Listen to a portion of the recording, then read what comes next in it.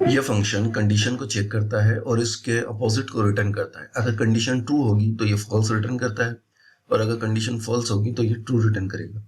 इसके आर्गुमेंट में हम कोई लॉजिकल एक्सप्रेशन या कोई कंडीशन वगैरह देते हैं जो कि ट्रू या फॉल्स को रिटर्न करती है। फिर ये फंक्शन कंडीशन के अपोजिट वैल्यू को रिटर्न करता है। अब हम इसकी मिसाल देखते हैं। हमारे पास ये एक टेबल है जिसमें कुछ फ्रूट्स के नाम हैं और हम इसमें जो है वो लेमन को हटाना चाहते हैं कि लेमन इसमें ना हो।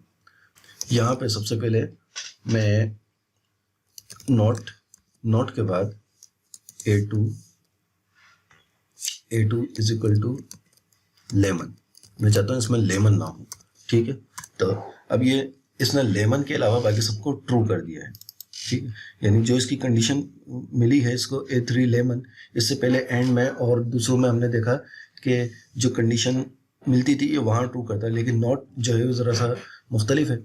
इसमें जहाँ ये ट्रू हुआ a3 लेमन ये ट्रू हुआ है तो इसने इसको ट्रू के बजाय फॉल्स रिटर्न करा। बाकी देखें ये ट्रू नहीं है, ये लेमन नहीं है, एप्पल है, इसने इसको जो है वो ट्रू कर दिया और यहाँ पे लेमन को यहाँ पे और इसको यहाँ पे फॉल्स करा है। ठीक है, और अब अगर हम इसके अंदर थोड़ी सी तब्दीली करके यहाँ पे और कभी इजाफा कर दें कि नॉट इसमें तो सिर्फ एक है कि नॉट लेमन जो है वो ना हो, और यहाँ पे अगर हम नॉट बनाना एंड एप्पल भी कर दें तो इसके अंदर थोड़ी सी तब्दीली अगर हम करें कि नॉट और में हम दें कि a2 is equal to lemon, उसके बाद a2 इज इक्वल टू